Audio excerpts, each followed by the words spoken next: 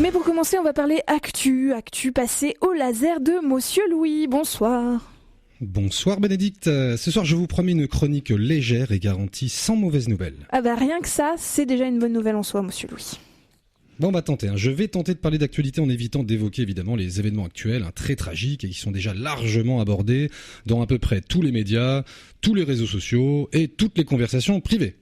Alors, qu'est-ce que je vais pouvoir vous trouver d'agréable dans l'actu de cette semaine ? Ah tiens, ça c'est une nouvelle pleine d'humanité.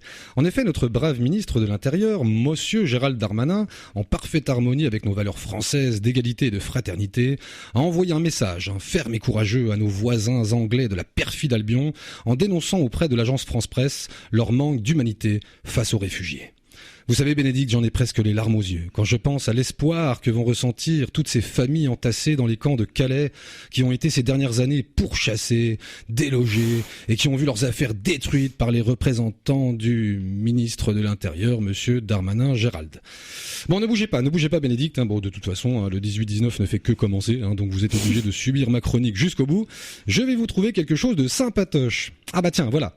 On apprend sur le site d'information 20 minutes que le 11 février dernier, 30 États du monde entier se sont réunis à Brest et ont promis d'en faire plus pour la santé des océans. C'est une bonne nouvelle, ça, non ? Ah oui, ça c'est une bonne nouvelle. Elle a la cote en ce moment, la Bretagne. D'abord le sommet sur les océans, maintenant l'Eurovision, ça en fait des bonnes nouvelles.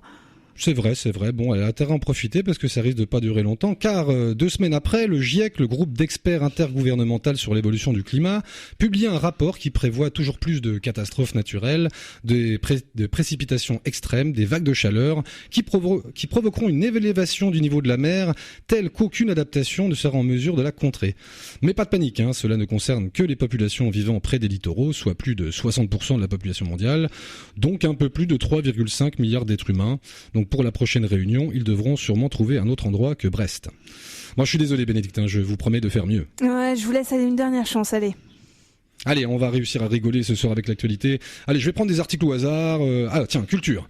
La chanteuse Madonna a fait une vidéo, elle compare Vladimir Poutine à Hitler. Mince, encore raté. Bon, c'est pas grave, autre chose. Technologie. Selon l'écho de la boucle, les ventes de diodes électroluminescentes, vous savez, ces petits témoins lumineux que les plus anciens d'entre nous ont manipulés en cours de techno, ont vu leurs ventes augmenter de 12 000% en une semaine.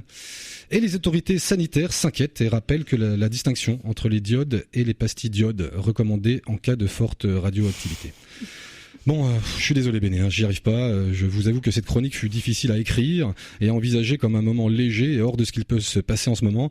Pour tout vous dire, au départ, je voulais faire un petit cours de rhétorique en vous expliquant comment votre interlocuteur peut récupérer l'attention en déviant du sujet de départ. Et je voulais prendre comme exemple une phrase prononcée par le fameux rhéteur et candidat du parti Reconquête, M. Zemmour, qui a dit la semaine dernière, je cite, « que la guerre détourne l'attention des sujets majeurs ». Fin de citation.